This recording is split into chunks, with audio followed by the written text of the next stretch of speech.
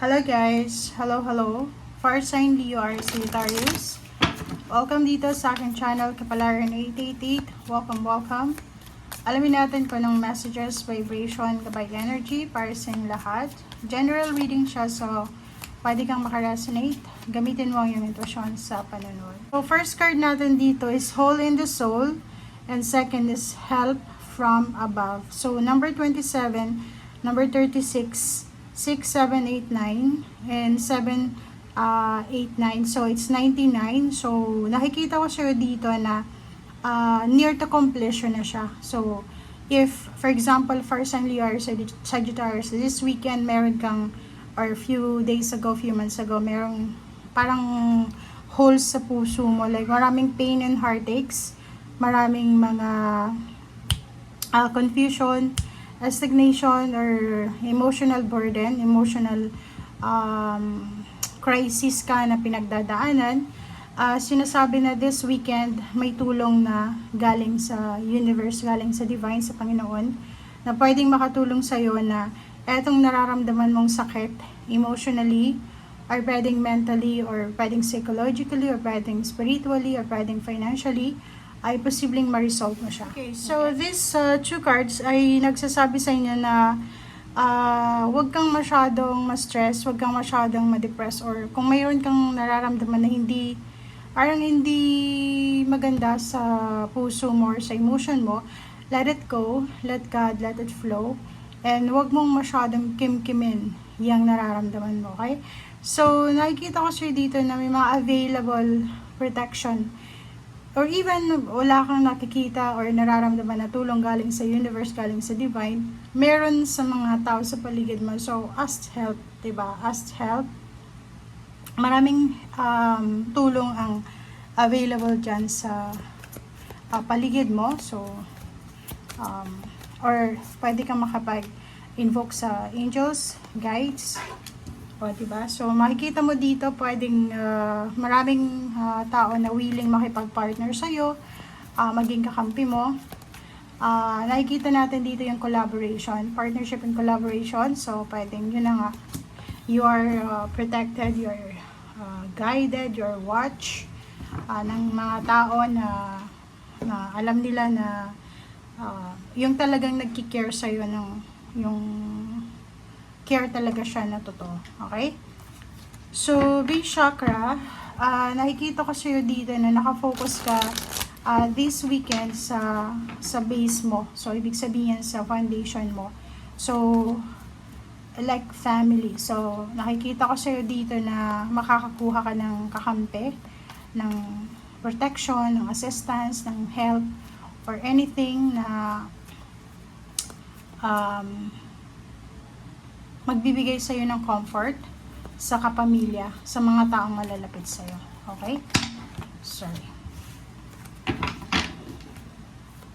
Okay, first sign Leo are Sagittarius. Okay, 3 of Cups. Okay, so nakikita ko sa iyo dito yung celebration. So, sinasabi ng bara sa iyo na may incoming or upcoming celebration, upcoming events. It's either yun nga, itong partnership, collaboration. Pwede yung occasion na to or party na yan or anything na happy and masaya. Happy and masaya talaga. Happy, masaya, and then exciting. Siguro matagal mo na siyang hinahang or hindi mo masyadong tinutuloy kasi, or hindi mo talaga tinutuloy kasi maraming mga kailangan na mas i-prioritize. Like for example, financial, kulang sa budget, or pwedeng yung iba, walang oras, busy sa trabaho, busy sa pinagkakakitaan or sa negosyo. So yun, so it's a confirmation. May family events, family gatherings. Meron ditong pagtitipon, so pwedeng ma-reunion. It's either advance reading ito para sa Christmas, so nakikita natin na buong pamilya present, pwedeng magkaibigan, or pwedeng magkakatrabaho sila. So, nakikita natin yung mga bata naglalaro, diba? So, ito yung couple, pwedeng may housewarming, house blessings, meron silang parang wino-welcome. So, it's either binyag, pwedeng anniversaries, or pwedeng mga occasion na isa-celebrate. So, yun. maraming balita.